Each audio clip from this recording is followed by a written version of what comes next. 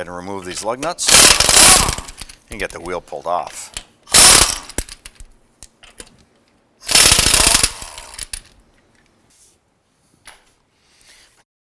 We're going to go ahead and you can use a pick, pull out that cotter pin and slide that out. You can use a pair of needle nose pliers as well to help work that out.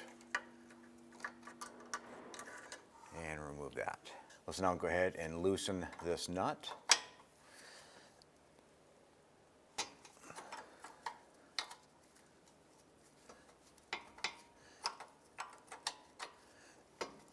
I'm just going to work it a little bit. It has a little bit of rust buildup on the threads.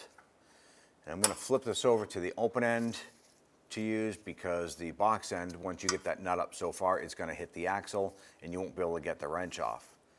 So once you get it loose, go ahead and switch over to the open end and try and work that and get this nut off. And we're going to go ahead and get the nut to the point where it's about 3/4 of the way off, but you're not going to thread it completely off.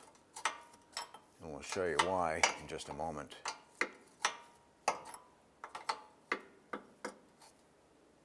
Let's now go ahead and remove these two nuts and this bolt right here.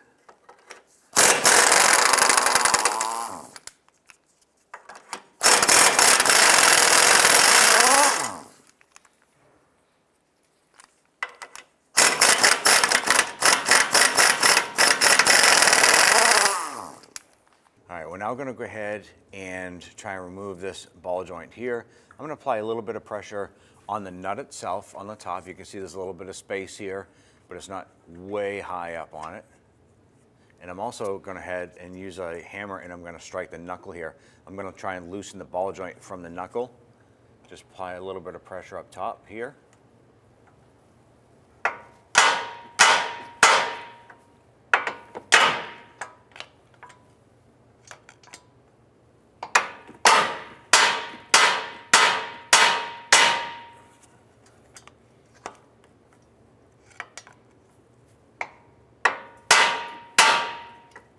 And we can see that that is now loose. Next, go ahead and unthread the nut. And we'll be able to use that pry bar here. Get a little bit of room.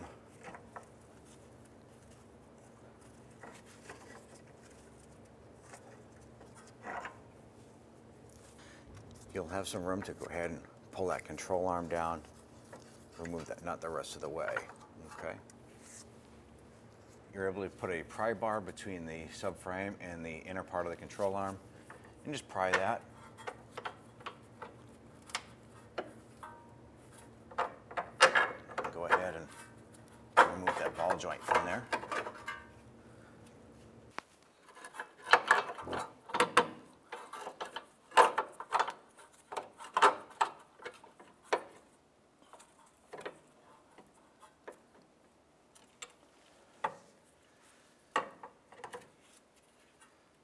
Once that's lined up, it should fall right into place like that.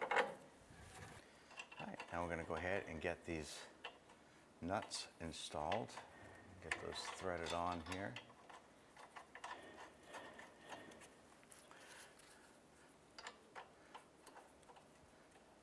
Just trying to catch those threads. There we go. Then we'll go ahead and get that third bolt lined up and get that started.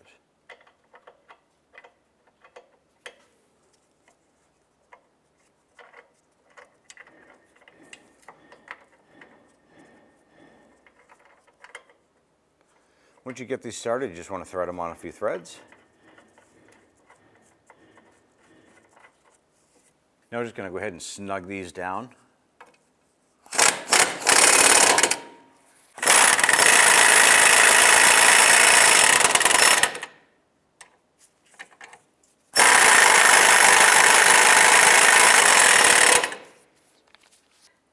going to go ahead and get that nut started on the top of the ball joint.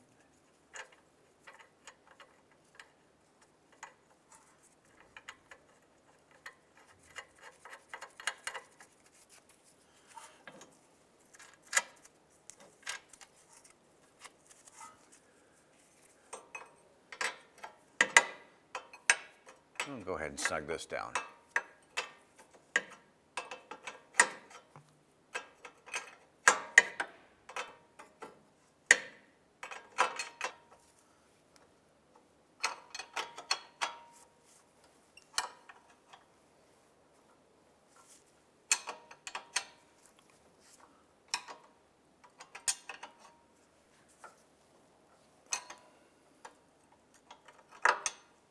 So this bolt and these two nuts will be torqued to 43 foot-pounds.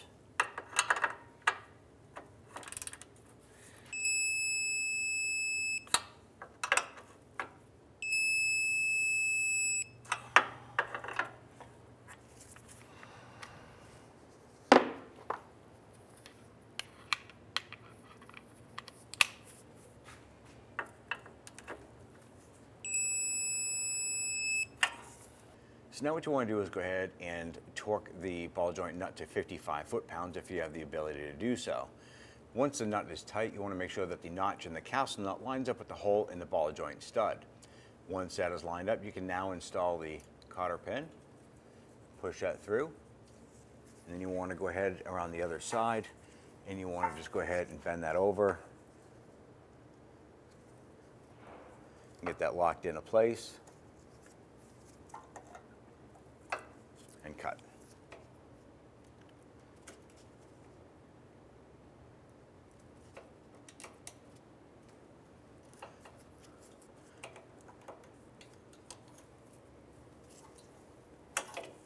Once that's bent over, you can go ahead and cut off the excess. I'm going to go ahead and reinstall the wheel. Get that lined up. You want to go ahead and get the lug nuts all started by hand. I'm going to go ahead and snug up these lug nuts.